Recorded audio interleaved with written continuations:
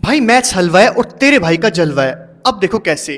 अब इस वीडियो में सिंप्लीफिकेशन के टॉपिक को आगे बढ़ाते हैं, ठीक है, और क्लास 2 स्टार्ट करते हैं। ठीक है, जैसे भी हमारे सामने प्रॉब्लम आएंगी, डजेंट मैटर यार वो ये पहले से इजी है या पहले से टफ है, उससे फ़र्क नहीं पड़ता। आपके सामने जो प्रॉब्लम आ रही है आपको सोल्व करनी आनी चाहिए। जितना आप प्रैक्टिस करोगे, वीडियो देखोगे, आपकी कैलकुलेशन उतनी स्ट्रॉन्ग होगी।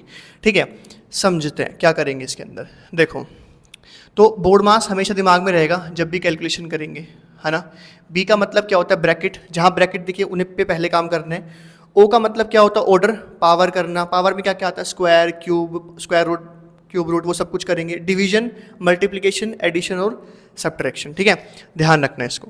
अब इसको कैसे सोल्व करोगे? देखो, अब यहाँ पे साइन क्या क्या है? माइनस, मल्टीप्लाई है, सॉरी मल्टीप्लाई है, प्लस है, फिर यहाँ स्क्वायर हो रहा है, माइनस है।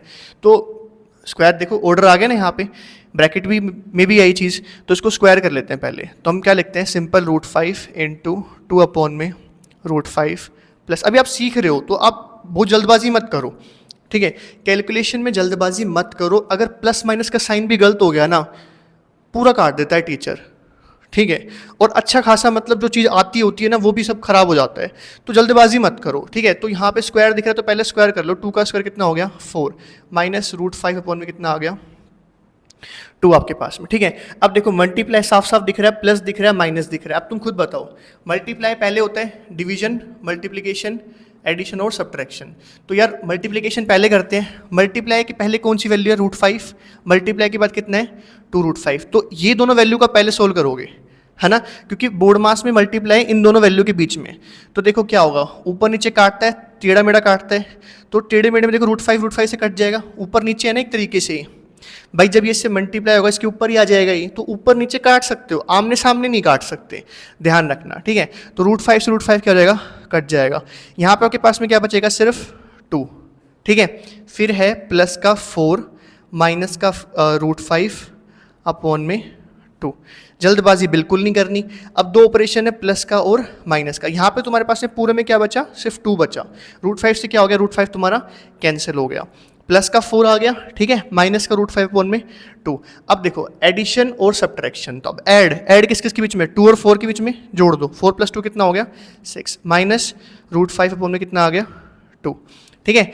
अब ये सिंगल वैल्यू है, माइनस ये एक फ्रैक्शन है, तो भाई इसको फ्रैक्शन बना लो। भाई फ्रैक्शन बनाना सबसे आसान है, अपोन में 1 डाल दिया करो, बात खत्म, और फिर सोल्व कर लिया करो, कोई दिक्कत नहीं है।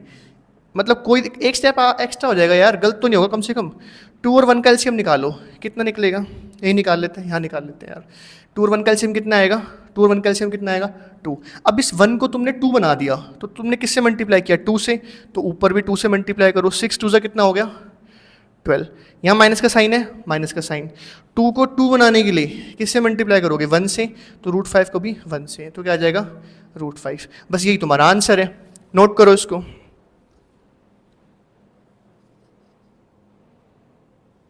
आओ इसको सोल्व करते हैं। देखो ये तो आसान लग रही है यार, है ना, इसको तो कर ही सकते हो। दिमाग में क्या रहेगा? बोर्ड मास। बी का मतलब ब्रैकेट, ओ का मतलब ऑर्डर, पावर, स्क्वायर, क्यूब वगैरह, डिवीजन, मल्टीप्लिकेशन, एडिशन और सब्ट्रैक्शन, ठीक है। अब यहाँ पे क्या क्या तुम्हें साइन दिख रहा है? ब्रैकेट तो है ही नहीं यहाँ पे, है ना, पावर का भी चक्कर नहीं है ना, स्क्वायर क्यूब कुछ भी हो रहा। डिवीजन मतलब फ्रैक्शन में तो सब कुछ है ही। 3 चीज़ें हैं, मल्टीप्लिकेशन, एडिशन, सब्ट्रैक्शन। तो यहाँ मल्टीप्लाई दिख रहा है और माइनस दिख रहा है। मल्टीप्लाई सबसे पहले होगा, माइनस का ऑपरेशन बाद में। माइनस पे फोकस मत करो, मल्टीप्लाई पे फोकस करो, ठीक है। मल्टीप्लाई से पहले की फ्रैक्शन है 1/√2, एक है 1/2, इन दोनों के बीच में मल्टीप्लाई है, ठीक है। मल्टीप्लाई इन दोनों के बीच में है, तो इनको सोल्व करते हैं। देखो ऊपर नीचे कहीं कटता है? टेढ़ा मेढ़ा ऊपर नीचे काट के देखो, कहीं पे कटता है? नहीं कटता, ऊपर नीचे टेढ़ा मेढ़ा कहीं नहीं कटता। तो क्या करेंगे? 1 को 1 से मल्टीप्लाई करोगे तो आएगा 1। 2 को √2 से करोगे, ये रूट में, ये बिना रूट के है, तो कैसे सोल्व होता है? ऐसे। सेम वैल्यू होती है रूट में तो क्या होता है? रूट हट जाता, ठीक है। उसका भी लॉजिक होता है, मैं बताऊंगा आपको आगे जाके। देखो अब ये ऐसे कटता है ऊपर नीचे, नहीं कटता। ये ऐसे कटता है, ऐसे कटता है, नहीं कटता। तो मल्टीप्लाई कर दो। √3 × 1 कितना होगा? √3 अपॉन में 2 × √2 कितना होगा? 2√2। अब यार ये भी एक फ्रैक्शन है, माइनस ये भी एक फ्रैक्शन है। अब दोनों फ्रैक्शन का डिनोमिनेटर सेम है, तो एलसीएम दो सेम नंबर का क्या आएगा? वो सेम नंबर ही एलसीएम आएगा। तो 2√2 और 2√2 का एलसीएम कितना आएगा?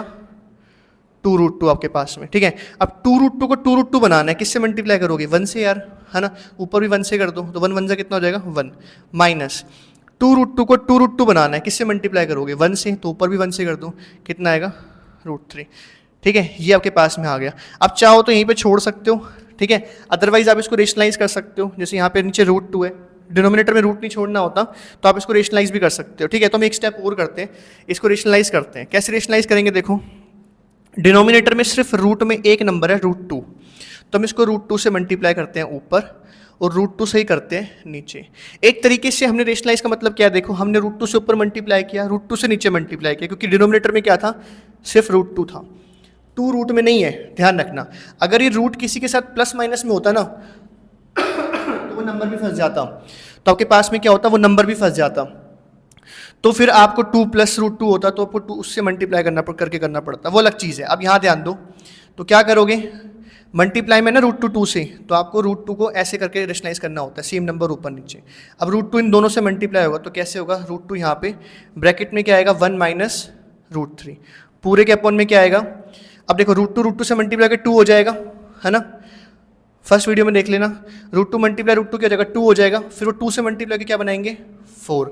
इसको आगे सोल्व करते हैं, √2 अंदर जाएगा तो कितना आएगा, √2 माइनस √3 से मल्टीप्लाई होगा, दोनों वैल्यू रूट में है, तो दोनों वैल्यू जो सेम है मल्टीप्लाई हो जाएंगी, अलग अलग वैल्यू आपस में मल्टीप्लाई हो जाएंगी, तो रूट कॉमन कर लेंगे, ये 2 3 से कितना हो जाएगा, 6, अपॉन में कितना आएगा, 4।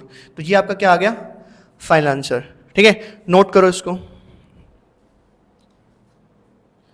आओ इसको सोल्व करते हैं। अब देखो इसमें क्या करेंगे, बोर्ड मास का रूल दिमाग के अंदर है, 2 ही साइन है, एक मल्टीप्लाई का है और एक एडिशन का है, ठीक है, ये मल्टीप्लाई है और ये एडिशन है, थोड़ा ठीक से बनाता हूँ इसको, प्लस, ठीक है। अब मल्टीप्लाई का जो साइन है वो इन दोनों के बीच में, और ये मल्टीप्लाई का साइन इन दोनों के बीच में, ठीक है। अब सोल्व करो इसको, देखो क्या ऊपर नीचे टेढ़ा मेढ़ा कटता है, कहीं पे नहीं कटता, तो 1 1 से कितना हो गया 1, और 2 2 से कितना हो गया 4, प्लस √3 से मल्टीप्लाई होगा, ऐसे करके देखो कहीं कटता है, नहीं कटता ना, तो √3 × √3 कितना हो जाएगा 3, और 2 2 से कितना हो जाएगा 4। अब देखो 4 और 4 का एलसीएम कितना होता है 4। देखो मैं चाहूँ तो ऊपर ऐसे कैसे ऐड कर सकता हूँ, लेकिन हमेशा दिमाग में रखो कि हमें ना करेक्ट अप्रोच पता होनी चाहिए, क्योंकि करेक्ट अप्रोच हर जगह फॉलोअप हो सकती है, ठीक है। ये चीज़ें बाद में आप ध्यान रख सकते हो ट्रिक के तौर पे, फटाफट करने की जो चीज़ें होती हैं। अभी समझो दोनों का एलसीएम रहता है 4 आया, दोनों का एलसीएम क्या आया 4 आया, 4 को 4 बनाने के लिए 1 से मल्टीप्लाई, ऊपर भी किससे 1 से, यहाँ 1 आ गया, प्लस 4 को 4 बनाने के लिए 1 से मल्टीप्लाई, ऊपर भी 1 से मल्टीप्लाई 3 आ गया, तो 4/4 कट के क्या आ गया 1, ठीक है। तो इसका आंसर क्या आपके पास में 1 है, ठीक है। नोट करो इसको।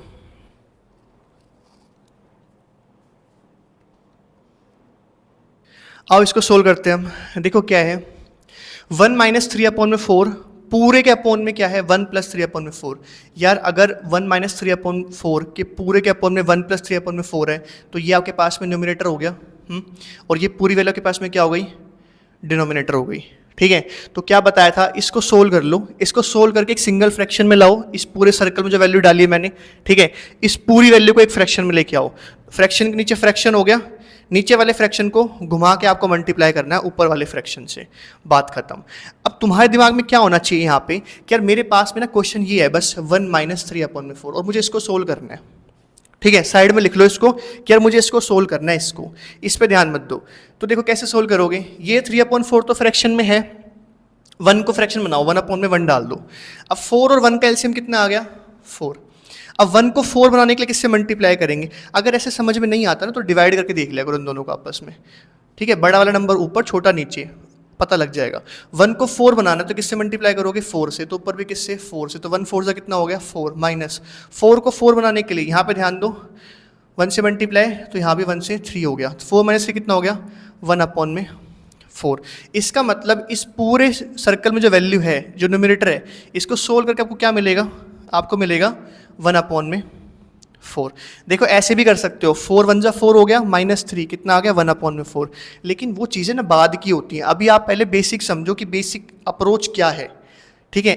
एक स्टूडेंट प्रेजेंटेशन कर रहा है तो उसे क्या ध्यान देना चाहिए, तुम चाहो तो ये स्टेप लिख सकते हो इसी में, अगले में मैंने नहीं लिखा ये स्टेप, मैंने डायरेक्ट कर दिया इसको, मैंने वो काम रफ में कर लिया, ठीक है। 4 1 जा 4, -3 1/4, अदरवाइज वैसे करोगे पूरे के अपॉन में, ऐसे आप इसको सोल्व करोगे तो कितना आएगा, इसको आप खुद करना, ठीक है। 4 1 जा 4 + 3 7, कितना आएगा 7/4। अब देखो तुम ऐसे काट सकते हो 4 से 4, तुम्हारा आंसर 1/7 आ जाएगा। लेकिन मैं आपको क्या समझा रहा हूँ, ध्यान से देखो, अगर ये 4 ऊपर हुआ, तुमने वहाँ काट दिया तो सब गड़बड़ हो जाएगी, ठीक है। तो फ्रैक्शन के नीचे फ्रैक्शन लेकर आओ, उसे घुमा के मल्टीप्लाई करो, यही बेटर अप्रोच है, ध्यान से समझ लो। 1/4, ठीक है, 7/4 है, इस फ्रैक्शन को घुमा के ऊपर ले जाऊँ तो क्या हो जाएगा, 4/7। अब ये मल्टीप्लाई है दोनों फ्रैक्शन के बीच में, अब 4 से 4 कट जाएगा, टेढ़ा कटता है ना, तो क्या बच जाएगा, 1/7। ये आपका आंसर है, ठीक है, नोट करो इसको।